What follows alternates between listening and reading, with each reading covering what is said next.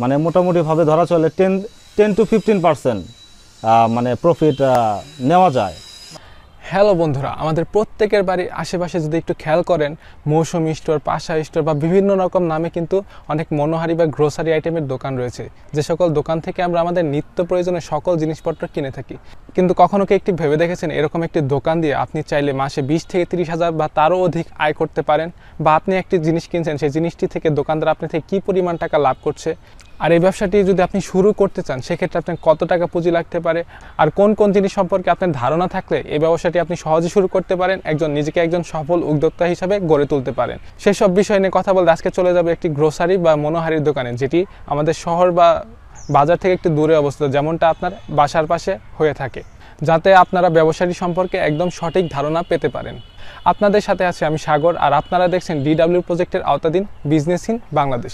তার আগে বন্ধুরা, আপনারা যারা এখন আমার চ্যানেলটি সাবস্ক্রাইব করেননি, এখনই সাবস্ক্রাইব করে দেন এবং পাশে থাকা বেল আইকনটি প্রেস করে দেন, যাতে ব্যবসা সংক্রান্ত সকল আপডেট পান সবার আগে। আমার নাম মোহাম্মদ মেহেদি হাসান। আমি টাঙ্গাইল সদরে ব্যাপারীপাড়া ব্যবসা করতেছি। আমার দোকানের অ্যাড্রেস টাঙ্গাইল সদর ব্যাপারীপাড়া। এটা মূলত কিসের ব্যবসা?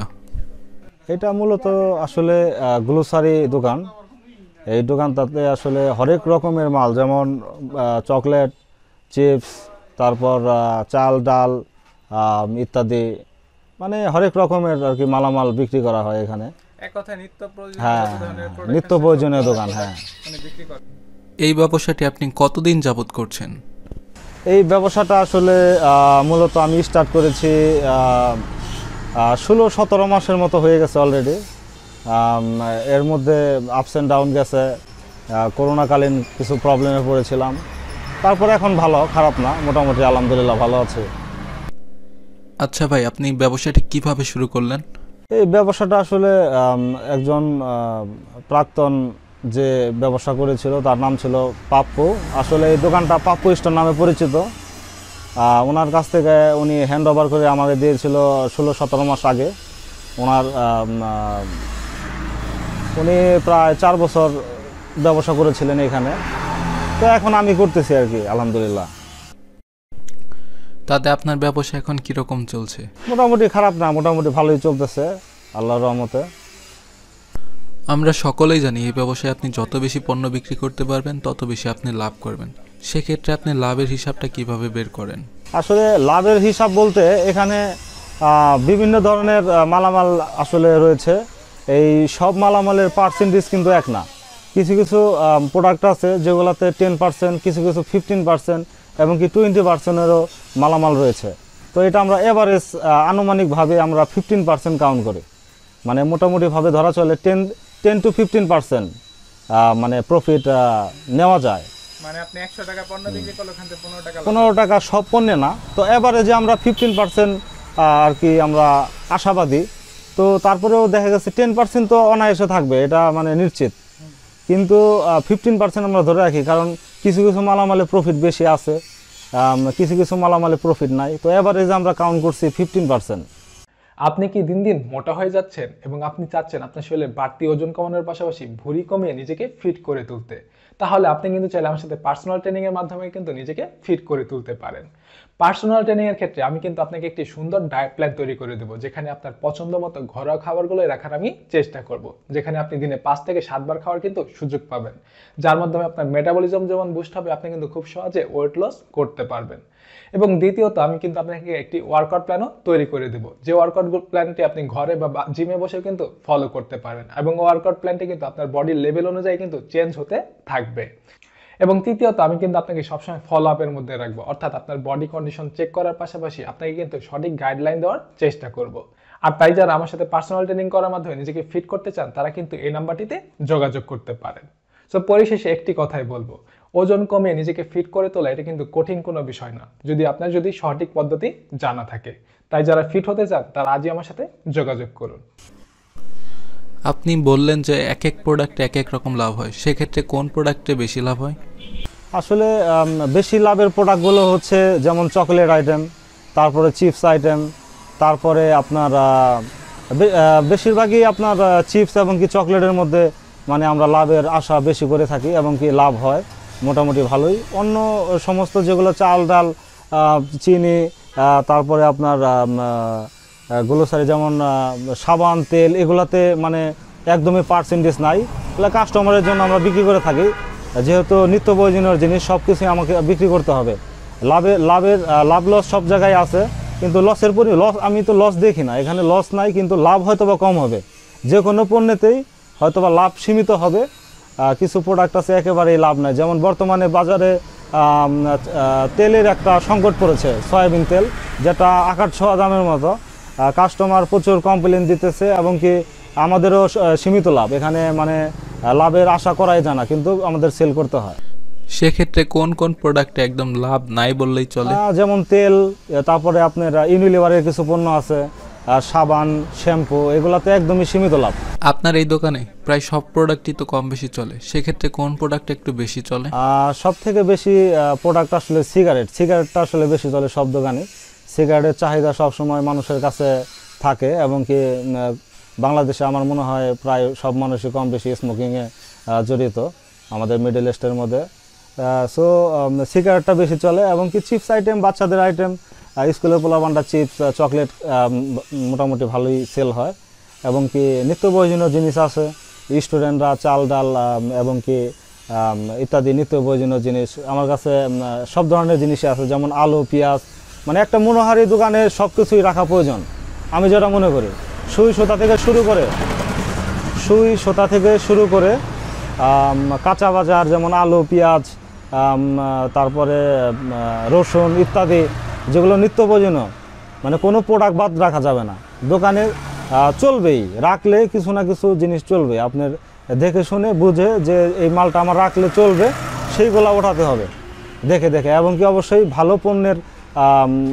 ভালো পণ্যগুলো আপনার দোকানে রাখতে হবে। সব ব্র্যান্ডের মালই দোকানে রাখা যাবে না।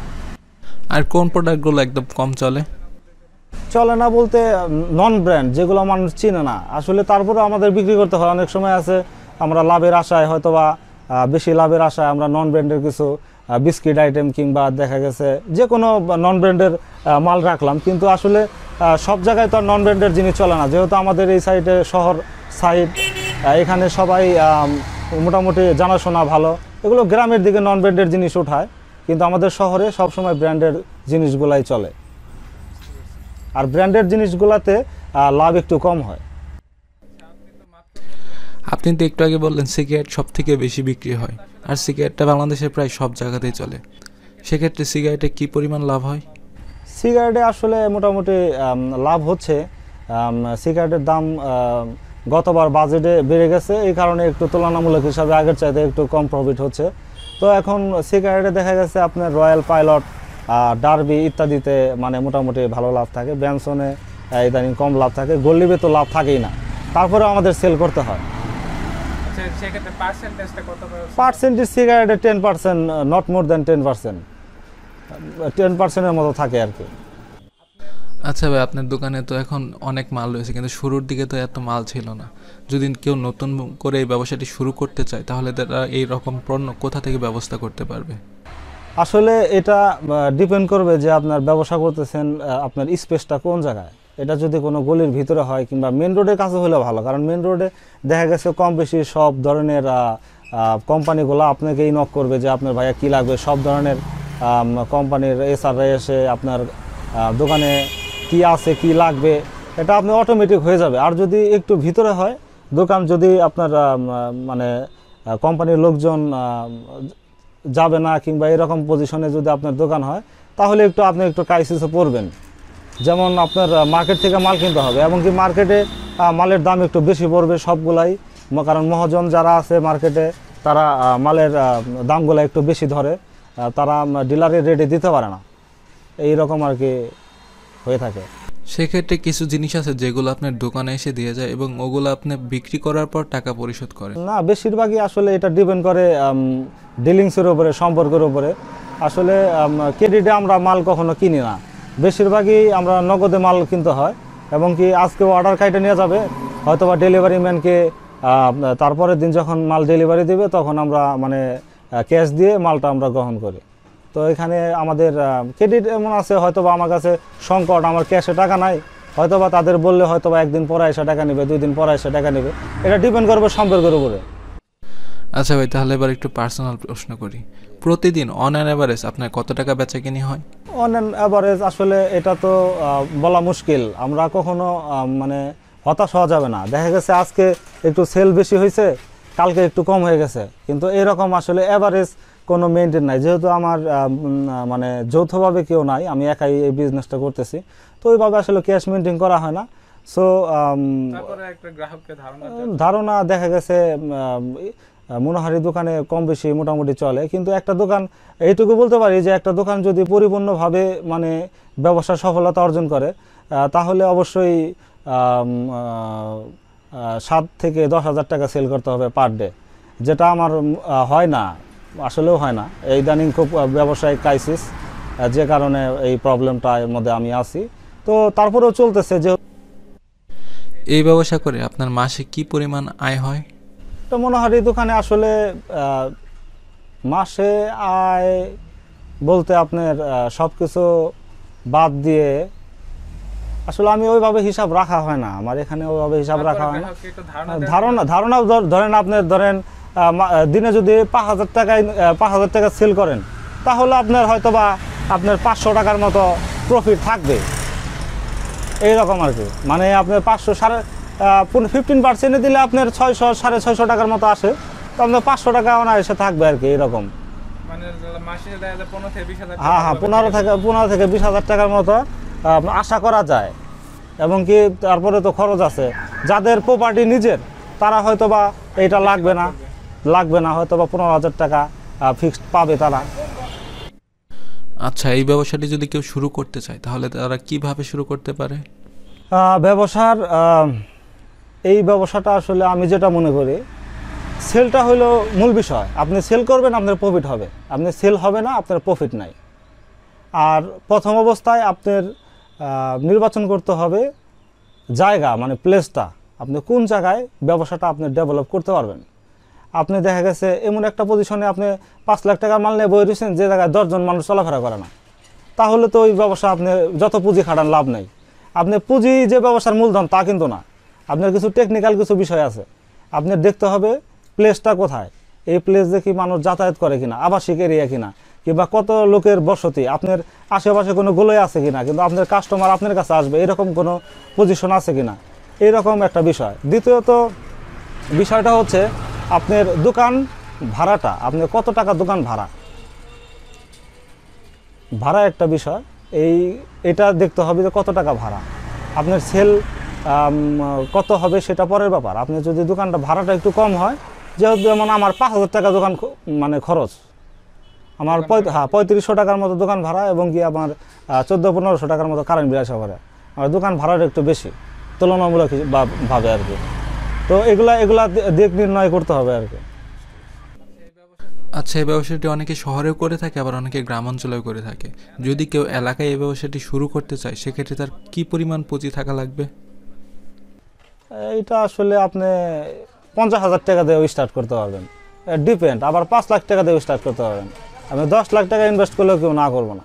কারণ বিষয়টা হলো যে আপনার দোকানে 10 বস্তা চাল আছে, কিন্তু 1 বস্তা চিনি নাই, তাহলে তো আপনি জিনিসটা হইল না। আপনার দেখতে হবে আপনার দোকানে চিনিও থাকতে হবে, চালও থাকতে হবে। এটা বিষয়টা টোটালি টেকনিক্যাল বিষয়। আপনি কত টাকার ব্যবসা রান করবেন সেটা একান্তই আপনার বিষয়, কিন্তু আপনি ছোট অ্যামাউন্ট দিয়ে স্টার্ট করতে পারেন। 50,000 টাকা দিয়ে স্টার্ট করতে পারেন, 2 লক্ষ টাকা দিয়ে স্টার্ট করতে পারেন। তো মিনিমাম 2 থেকে 3 লাখ টাকা দিয়ে স্টার্ট করলে আপনার মোটামুটিভাবে আর কি দোকানে পরিপূর্ণ মাল যদি আপনি ম্যানেজ করে মানে রোলিং করতে পারেন। মানে প্রোডাক্ট থেকে শুরু করে দোকান মোটামুটি ডেকোরেশন। না, ডেকোরেশন আসলে মনোহারি দোকানে ডেকোরেশন সবাই করে না, এত চাকচিক্যভাবে করে না। মোটামুটি যেভাবে করা দরকার সেভাবে করে। আর ডিপেন্ড করে, রুচির উপরে ডিপেন্ড করে মানুষের। আচ্ছা, নরমাল একটা ডেকোরেশন করতে তাতে কত খরচ? নরমাল একটা ডেকোরেশন করতে আপনার মিনিমাম খরচ আছে 50,000 60,000 টাকা। মিনিমাম 60,000 টাকা লাগবে ডেকোরেশনে আপনার। তাতে আপনি ডেকোরেশন এবং মালটাল দিয়ে 2-2.5 লক্ষ টাকা হলে সম্ভব। 2-2.5 লক্ষ টাকা হলে আপাতত মোটামুটি ভাবে নতুন ভাবে সম্ভব। প্রত্যেকটি ব্যবসায় ভালো ও খারাপ দিক রয়েছে, সেক্ষেত্রে এই ব্যবসায় ভালো দিকগুলো কি কি?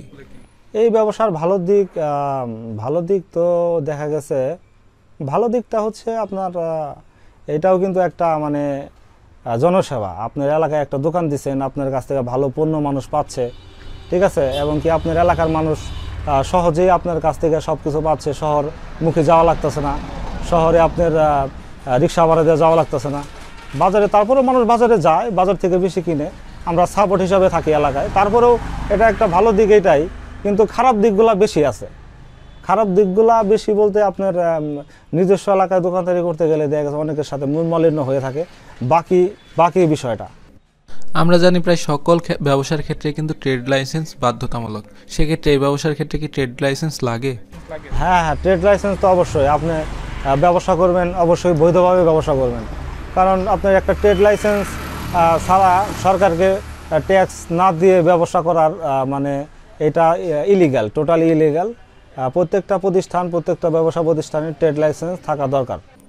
আমরা দেখতে পাই আমাদের আশেপাশে কিন্তু এ ধরনের অনেকে ব্যবসা শুরু করে, কিন্তু তারা কিন্তু ব্যবসাটি বেশি দিন পরিচালনা করতে পারে না। এর মূল কারণ হচ্ছে তারা কিন্তু ব্যবসাটি করে লস খেয়ে যায়, আর এর পেছনে তারা কারণ হিসাবে দায়ী করে বাকি।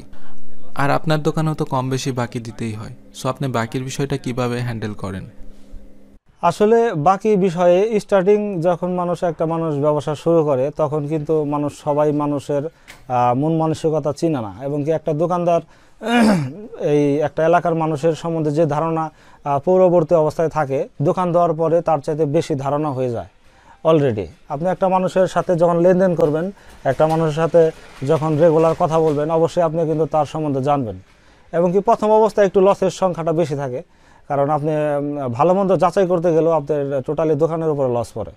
যেমন একজনকে আপনি 150 টাকা কিংবা 200 টাকা বাকি দিচ্ছেন, সে আপনার বাকিটা দেয় নাই, এর পরিবর্তিতে আপনি দিবেন না বাকি, কিন্তু তার ওই 200 টাকা তো আপনার লস। তো এইভাবে লস দিয়েই মানুষকে চিনতে হয়। আমার স্টার্টিং অবস্থায় 4-5 হাজার টাকা আমার লস হয়েছে, যে পরিমাণ টাকা আমাকে এখনও কেউ দেয় নাই, এবং কি আমিও চাই না, মানে ওরা আমার কাছে আসে না, আমিও ওদের কাছে যাই না, এরকম একটা বিষয়। নগদে মাল কিনে, কিন্তু তারপরেও একটা বিষয় কি, মনোহারি দোকানে বাকি সিস্টেমটা থাকবেই, এবং কি আপনি অবশ্যই মানুষজন বুঝে শুনে বাকি দেবেন। এই বাকি দিয়ে মানুষের অনেক সময় ব্যবসা বাণিজ্য ধ্বংসের মুখে পড়ে। বাকিটা আসলে থাকবে, তবে অবশ্যই আপনার লোক বুঝে শুনে যে আপনার টাকাটা আপনার মেরে দেবে না, এবং কি টাকাটা নিজ দায়িত্বে দিয়ে যাবে, তাদেরকেই আপনি বাকি দিবেন। বর্তমানে বাংলাদেশে অনেক তরুণ কিন্তু বেকার বসে আছে, তারা চাকরির পেছনে ছোটাছুটি করছে। সেক্ষেত্রে তারা যদি এই ব্যবসাটি করে একজন সফল উদ্যোক্তা হতে চায়, সেক্ষেত্রে আপনার কি বলার আছে তাদের উদ্দেশ্যে? আসলে এই ব্যবসাটা মানে আমি যতটুকু বুঝি, এই ব্যবসাটা আসলে ইয়াংদের জন্য খুবই কষ্ট হয়ে যায়, কারণ ইয়াং মানুষরা আসলে এই ব্যবসার অবশ্যই পরিশ্রমী ব্যবসা, ইয়াং উদ্যোক্তা হওয়া উচিত, কিন্তু তারপরেও ইয়াংরা এই ব্যবসাটা বেশি দিন করতে পারে না, কারণ এখানে লং টাইম সময়ের একটা ডিউটি থাকে দোকানে। যেমন আপনি দোকানে সকালবেলায় দোকান খুলছেন, এটা তো আপনার রাত 11টা পর্যন্ত নন স্টপভাবে দোকান চালু থাকে। তো আপনি দোকান যদি চালু না রাখেন, তাহলে আপনি সেল করবেন কিভাবে? আপনি অবশ্যই দোকানটা সবসময় ওপেন থাকতে হবে, এবং কি মাল থাকতে হবে দোকানে। তো নতুন উদ্যোক্তা যারা শিক্ষিত এবং কি পর্যায়ক্রমে কিছু না করতে পারছেন, তাদের জন্য সফলতার ব্যবসা কিন্তু এই মনোহারি ব্যবসা যে সফলতার ব্যবসা তা কিন্তু নয়। এই ব্যবসাটা আপনার অনেকেই করে, যাদের একটু বয়স বেশি, কিছু করতেছে না, তাদের জন্য ঠিক আছে। আসলে ইয়াংদের জন্য আমি বলবো যে এই ব্যবসাটা আপনারা নিতে পারেন, অবশ্যই পরিশ্রমী ব্যবসা, তবে ব্যবসায় মনোযোগ থাকতে হবে। ব্যবসায় যদি মনোযোগ না থাকে, তাহলে আপনি এই ব্যবসা করে কোনোভাবেই সাকসেস হতে পারবেন না। এবং কি উদ্যোক্তাদের জন্য অনেক আরও ভালো ভালো উদ্যোক্তার হয়ে আপনি অনেক ব্যবসা ধরন আছে, যেগুলো আপনি দেখতে পারেন। কিন্তু আমি নিজস্ব মতামত, আমি এই ব্যবসার মধ্যে মানে ইয়াংদের স্পেশালি আমি জড়াতে নাই করি, কারণ তারা হয়তো বা 6 মাস 1 বছর সর্বোচ্চ দোকান করবে, তারপরে দোকান হয়তো বা ডেকোরেশনটা লস হবে, আপনার দেখা গেছে ব্যবসা আগাইতে পারবে না, এরকম একটা বিষয়। সেক্ষেত্রে একাগ্রতার সাথে যদি কেউ ব্যবসাটি পরিচালনা করে, তাহলে কি তারা সফল হতে পারবে? আপনার সফলতা তো আসলে মহান আল্লাহ পাকের উপরে, রেজেকের মালিক আল্লাহ। আপনি স্টার্টিং আপনার শুরু করতে সমস্যা নাই। আপনার যে কোনো জিনিস উড়িয়া মানে যেখানে দেখবে ছাই উড়িয়া দেখো তাই, পাইলেও পাইতে পারো অমূল্য রতন, এই হচ্ছে বিষয়। আপনি যে কোনো জায়গায় আপনি অবশ্যই চেষ্টা থাকতে হবে। আপনি কোথায় থেকে কিভাবে সফল হবেন সেটা তো আপনার আমি বলতে পারবো না, এটা টোটালি ভাগ্যের ব্যাপার। তবে ব্যবসা আপনি যে কোনো জায়গা থেকে যে কোনো সেক্টর থেকে ব্যবসা করবেন, অবশ্যই মনোযোগ থাকতে হবে এবং কি কঠোর পরিশ্রম করার মতো ইচ্ছা থাকতে হবে। গ্রোসারি বা মুদির দোকানে আপনারা দেখবেন বিভিন্ন কোম্পানির কিন্তু ফ্রিজ দেয়, যেমন কোকা-কোলা থেকে ফ্রিজ দেয় বা আইসক্রিমের অনেকগুলা কিন্তু রেফ্রিজারেটর থাকে। সেগুলো আপনারা কিভাবে পেতে পারেন যদি এই ব্যবসাটি শুরু করেন? সেক্ষেত্রে জেনে রাখা ভালো, আপনি যে কোকা-কোলা কোম্পানির যে ফ্রিজটি পান সেটা কিন্তু বিনামূল্যেই পান। তার জন্য শুধু আপনার দোকানের ট্রেড লাইসেন্স এবং দোকানের যে চুক্তিপত্র সেটি জমা দিলেই হয়ে যায়। তারপরে আপনি যে ফ্রিজের কথা বলছেন, ফ্রিজটা যদি শহরের মধ্যে হয়ে থাকে সেক্ষেত্রে আপনাকে ফ্রিতে দিবে, আর একটু যদি গ্রাম অঞ্চলে হয়ে থাকে সেক্ষেত্রে হয়তো আপনার 20% টাকা জামানত নিতে পারে। আর এভাবে আপনি এই ধরনের ফ্রিজ বা রেফ্রিজারেটর সংগ্রহ করতে পারেন। পরিশেষে ভাইটিকে অনেক ধন্যবাদ। ভাইয়ের এখন বেচা কেনার সময় ছিল, সে সময় আমাদেরকে গুরুত্বপূর্ণ টাইম দিয়ে কিছু গুরুত্বপূর্ণ তথ্য ব্যবসায়ী সম্পর্কে আমাদের জানালো। সবাই ভাইয়ের জন্য দোয়া করবেন, আল্লাহ যেন তার ব্যবসায় অনেক আয় বরকত দেয়। আর ভাই, আপনি যদি পরিশেষে কি বলতে চান আপনি বলতে পারেন। সবাইকে ধন্যবাদ জানাই যারা যারা এই ভিডিওটি দেখবেন, এবং কি যারা নতুন উদ্যোক্তা তাদের জন্য বলবো, বাংলাদেশেও অনেক কিছু রয়েছে ব্যবসা বাণিজ্য করার মতো। তবে অবশ্যই আপনি যে কোনো সেক্টরে যাবেন আপনার পরিশ্রম করতে হবে। আপনি পরিশ্রম না করলে আপনি কখনোই সাফল্য অর্জন করতে পারবেন না। আপনার অবশ্যই পরিশ্রম করার মন মানসিকতা থাকতে হবে এবং কি ধৈর্য থাকতে হবে, ব্যবসায় ধৈর্য থাকতে হবে। ধৈর্য না থাকলে আপনি ব্যবসায় কখনো আগাইতে পারবেন না, এই হচ্ছে বিষয়। এবং কি ভাইয়ের চ্যানেলটাকে আপনারা সবাই সাবস্ক্রাইব করে দেবেন এবং সবাইকে শুভকামনা রইল, সবার ভালো প্রত্যাশায়। আল্লাহ হাফেজ, আসসালামু আলাইকুম। হ্যালো বন্ধুরা, আশা করি আপনাদের গ্রোসারি বা মুদির দোকান সম্পর্কে একটি মোটামুটি ধারণা দিতে পেরেছি। সো এখন আপনারা এই ব্যবসাটি নিয়ে একটু ভেবে দেখতে পারেন। যদি আপনার কাছে পুঁজি থাকে আর আপনার কাছে যদি ওইরকম জায়গা থাকে তাহলে কিন্তু আপনি ব্যবসাটি শুরু করতে পারেন। সো বন্ধুরা, ভিডিওটি আপনাদের কেমন লাগলো? যদি একটু ভালো লেগে থাকে অবশ্যই লাইক দিবেন এবং কমেন্ট বক্সে আপনার গুরুত্বপূর্ণ মতামত জানাবেন। তার আগে বন্ধুরা, আপনারা যারা এখনও আমার চ্যানেলটি সাবস্ক্রাইব করেননি এখনই সাবস্ক্রাইব করে দিবেন এবং পাশে থাকা বেল আইকনটি প্রেস করে দিবেন।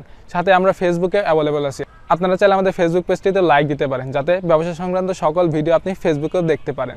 আর ব্যবসা সংক্রান্ত আপনাদের গুরুত্বপূর্ণ মতামত জানাতে আমাদের ফেসবুক গ্রুপে অ্যাড হতে পারেন। ডিসক্রিপশন বক্সে ফেসবুক পেজ এবং গ্রুপের লিঙ্ক দেওয়া আছে। সো বন্ধুরা, আজকে এ পর্যন্তই। দেখা হচ্ছে পরবর্তী কোনো ভিডিওতে। সে পর্যন্ত সকলে ভালো থাকুন, সুস্থ থাকুন।